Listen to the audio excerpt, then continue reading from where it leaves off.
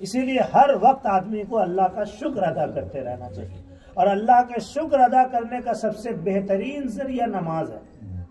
نماز اللہ کے قرآن میں فرمایا وَأَقِمِ الصَّلَاةَ لِذِكْرِي، میرا ذکر کرنے کے لیے نماز قائم کرو۔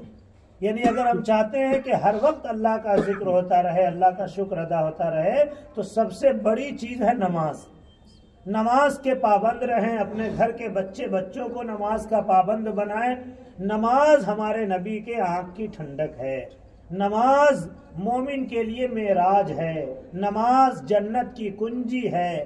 حدیث پاک میں آیا، اللہ کے نبی نے فرمایا الصلاۃ معراج المومنین، نماز مومن کے لیے معراج ہے۔ جیسے اللہ نے اپنے حبیب کو معراج عطا فرمائی، یعنی آسمان پر بلایا، عرش اعظم کی سیر کرائی، اللہ نے اپنا دیدار کرایا، اپنا قرب عطا فرمایا، اسی طرح اگر مومن نماز کا پابند رہے گا تو نماز کی برکت سے بروز قیامت اسے اللہ کا دیدار نصیب ہوگا۔ سبحان اللہ۔ اگر نماز کے پابند رہیں گے تو اللہ تعالیٰ روزی میں برکت عطا فرما دے گا، اللہ اپنا قرب نصیب فرمائے گا۔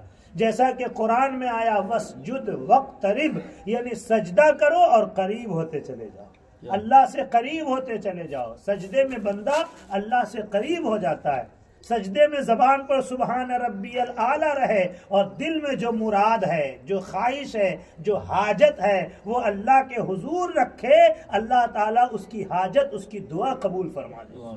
سجدے میں دعائیں قبول ہوتی ہیں، زبان پر سبحان ربی الاعلیٰ ہو اور دل میں اپنی مراد ہو۔ جب بھی کوئی حاجت پیش ہو، کوئی ضرورت آئے، تو کسی کے آگے گڑ گڑانا نہیں ہے، ہاتھ نہیں پھیلانا ہے، بلکہ اپنے رب کے آگے ہاتھ باندھ لینا ہے، اپنے رب کے آگے سجدہ کرنا ہے، رکوع کرنا ہے، نماز پڑھنا ہے، اور نماز میں اللہ سے دعا کرنا ہے کہ یہ مشکل حل ہو جائے، یہ مصیبت دور ہو جائے، یہ دعا قبول ہو جائے۔ اللہ سے بڑھ کے دعا کو سننے والا کون ہے؟ اللہ سے بڑھ کے آپ کی خواہش پوری کرنے والا کون ہے؟ اللہ قرآن میں فرماتا ہے ادعونی استجب لکم، تم مجھ سے دعا مانگو میں دعا قبول کروں گا۔ اللہ قرآن میں فرما رہا ہے ادعونی استجب لکم، تم مجھ سے دعا مانگو میں قبول کروں گا۔ آج ہم نے دعا مانگنا چھوڑ دیا ہے، اپنے رب کے آگے گڑ گڑانا چھوڑ دیا ہے، رب کے آگے آنسو بہانا چھوڑ دیا ہے، دنیا سے امید باندھے بیٹھے ہیں، دنیا سے اپنی حاجت پیش کر رہے ہیں، گڑ گڑا رہے ہیں، لیکن اللہ کے حضور ارے کوئی حاجت پیش ہو، رات کو اٹھو، تہجد پڑھ لو، تہجد میں اپنے رب کے آگے گڑ گڑاؤ، اللہ مشکل آسان فرما دے گا۔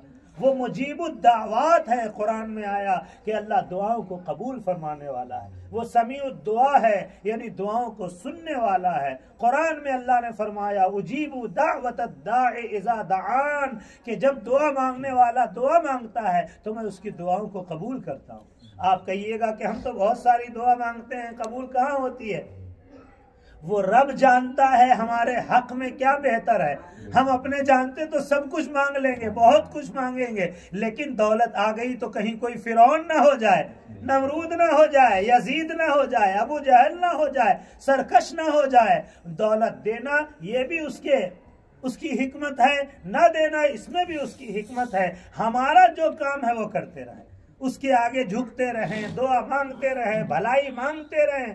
قرآن نے ہمیں سکھایا دعا کرو ربنا آتنا فی الدنیا حسنۃ وفی الآخرۃ حسنۃ وقنا عذاب النار، اے ہمارے پروردگار، اے ہمارے رب، ہمیں دنیا میں بھی بھلائی عطا فرما اور ہمیں آخرت میں بھی بھلائی عطا فرما اور ہمیں جہنم کے عذاب سے بچا لے۔ جگہ جگہ قرآن میں دعا کا انداز سکھایا گیا ہے۔ کہیں پر ہے اہدنا الصراط المستقیم، اے اللہ ہمیں سیدھا راستہ چلا، صراط الذین انعمت علیہم، ان لوگوں کا راستہ جن پر تو نے احسان کیا ہے، غیر المغضوب علیہم ولا الضالین، ان لوگوں کا راستہ نہیں جو بہکے ہوئے ہیں، جو گمراہ ہیں، یا اللہ ان برے لوگوں کے راستے سے بچا اور ہمیں سیدھے راستے پر چلا۔ قرآن یہ بھی دعا کا انداز سکھا رہا ہے۔ قرآن نے دعا کا انداز سکھایا ربنا اغفر لنا ولاخواننا الذین سبقونا بالایمان، اے اللہ، اے ہمارے رب، ہمیں بھی بخش دے اور ہمارے ان بھائیوں کو بخش دے جو ایمان کے ساتھ ہم سے پہلے دنیا سے گزر چکے۔ اپنے لیے بھی دعا کرو اور دوسروں کے لیے بھی دعا کرو، بلکہ دوسروں کے لیے خوب کیا کرو، اپنے لیے مانگنے کی ضرورت نہیں پڑے گی، اللہ یوں ہی تمہاری جھولی بھرتا رہے گا۔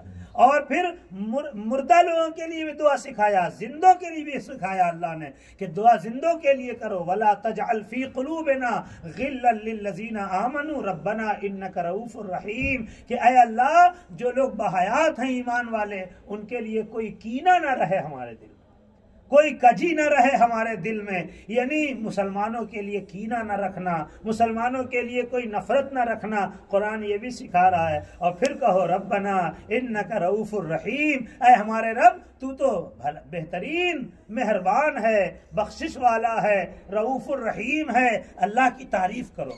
دعا کا انداز یہ بھی ہونا چاہیے کہ جب ہمارے ہاتھ اٹھیں تو ہمیں اپنے رب کی تعریف کرنا ہے، اس نے جو نعمت دیا اس کا شکر ادا کرنا ہے۔ تیرا احسان ہے، بہت کرم ہے کہ تو نے ہمیں ایمان والا بنایا، تیرا احسان ہے، بہت کرم ہے کہ تو نے ہمیں اپنے پیارے نبی کی امت میں پیدا فرمایا، تیرا احسان ہے کہ ہم بہت عزت کی زندگی گزار رہے ہیں، کھا رہے ہیں، پی رہے ہیں، شفا سلامتی کے ساتھ دن گزر رہے ہیں، عافیت کے ساتھ دن گزر رہے ہیں، یہ اللہ کا شکر ادا کیجیے۔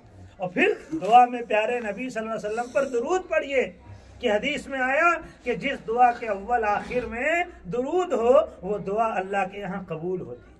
آج معاملہ یہ ہے، ہم کہتے ہیں کہ دعا قبول نہیں ہوتی ہے، دعا مانگنے کا ڈھنگ نہیں ہے، سلیقہ نہیں ہے، طریقہ نہیں ہے، انداز نہیں ہے، اور پھر بڑوں سے دعا بھی نہیں لے رہے ہیں کہ چلو ہمارے پاس انداز نہیں ہے تو جو بڑے ہیں، خاص طور سے ہمارے ماں باپ یا محلے کے امام عالم دین، چلو ان سے دعا لیا جائے، اس کا بھی مزاج ختم ہوتا چلا جا رہا ہے۔ آدمی کام ایسے کر رہا ہے کہ دعا کے بجائے بد دعا نکل رہی ہے۔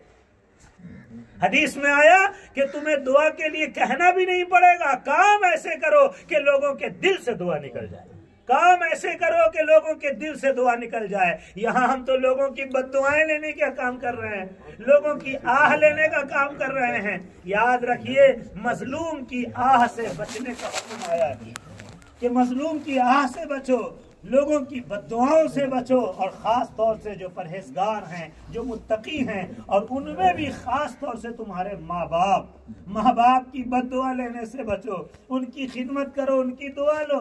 دعا مومن کا ہتھیار ہے، حدیث میں آیا الدعاء سلاح المومن، دعا مومن کا ہتھیار ہے۔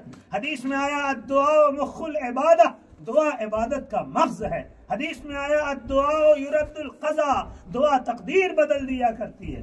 بہت فضیلت آئی ہے دعا کی حدیث پاک میں، لیکن ہمارے پاس نہ انداز ہے، نہ ہمارے پاس وقت ہے، نہ ہمارے پاس طریقہ ہے، بلکہ آپ دیکھتے ہوں گے کہ نماز کے بعد بھی بہت سے لوگ اب دعا نہیں مانگنا چاہتے ہیں، بھاگ چلے نماز کے بعد بھی، یا کچھ لوگ دعا کر بھی رہے ہیں تو ان کے ہاتھ یوں سہلا رہے ہیں، یا ان کے ہاتھ تو اٹھے ہیں، ذہن کہیں اور ہے، نظر کہیں اور ہے، خیال کہیں اور ہے۔ یہ دعا مانگنے کا طریقہ نہیں ہے۔ دعا میں خشوع خضوع ہونا، یعنی دل کی کیفیت شامل ہونا، گڑ گڑاہٹ ہونا، مکمل توجہ ہونا، ہاتھ کھلے ہونا، نظریں جھکی ہونا، اپنے گناہوں پر شرمندہ ہونا، رب کی تعریف کرنا، نبی پر درود پڑھنا، دوسروں کے لیے دعائیں مانگنا، اور خاص طور سے اپنے ماں باپ کے لیے دعا مانگنا۔ ایک بزرگ سے کسی نے اپنے رزق کی تنگی کی شکایت کی کہ میرے رزق میں بہت کمی ہے، کماتے ہیں پتہ نہیں چلتا۔ انہوں نے فرمایا توجہ کرو، غور کرو، کہیں تم نے اپنے ماں باپ کے لیے دعا کرنا چھوڑ تو نہیں دیا ہے؟ ماں باپ کے لیے جب اولاد دعا کرنا چھوڑ دیتی ہے تو ماں باپ کے لیے جب اولاد دعا کرنا چھوڑ دیتی ہے تو اس کے رزق میں تنگی آ جاتی ہے، کمی آ جاتی ہے۔ ماں باپ زندہ ہیں تب بھی دعا کرنا ہے، انتقال کر گئے تو بھی دعا کرنا ہے، انتقال کر گئے تو ان کی بخشش کے لیے دعا کرنا ہے۔ ممکن ہو تو قبر پر حاضر ہونا چاہیے، اس سے آپ قبر پجوا نہیں کہلائیں گے کہ قبر پر جانے سے کوئی قبر پجوا ہو جائے، نہیں، قبر پر جانا تو ہمارے نبی کی سنت ہے۔ قبر پر خود ہمارے نبی تشریف لے جایا کرتے تھے، اور شب برات جو آ رہی ہے اس رات تو اور زیادہ قبرستان جایا کرو۔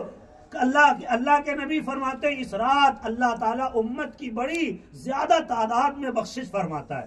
لہذا اپنے مرحومین کے لیے بخشش کی دعا کرو، ان کے نام سے کچھ صدقہ خیرات کرو، ان کے لیے ان کے نام پر کچھ کھلاؤ پلاؤ۔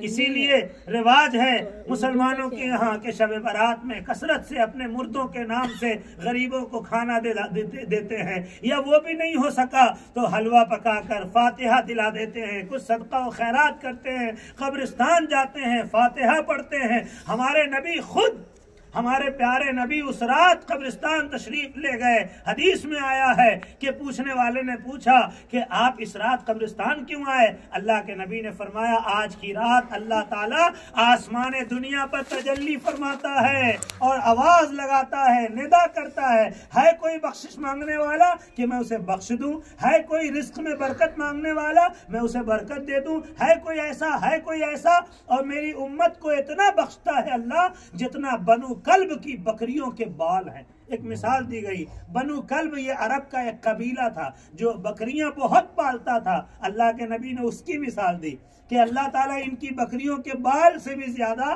امت کی بخشش فرماتا ہے۔ لہذا آج کی رات اپنے مرحومین کے لیے دعائے مغفرت کرو۔ تو ایسے بھی عام وقتوں میں بھی، اور نمازی کتنا خوش نصیب ہے کہ جب نماز پڑھتا ہے تو وہ خود بخود اپنے لیے، اپنے مرحومین کے لیے اور ساری امت کے لیے دعا کرتا ہے۔ رب اجعلنی مقیم الصلاۃ جب دعا کرتا ہے وہ، ربنا اغفر لی ولوالدی جب کہتا ہے کہ اے اللہ مجھے بخش دے، میرے ماں باپ کو بخش دے، وللمؤمنین یوم یقوم الحساب اور قیامت تک آنے والے سارے مومنوں کو بخش دے۔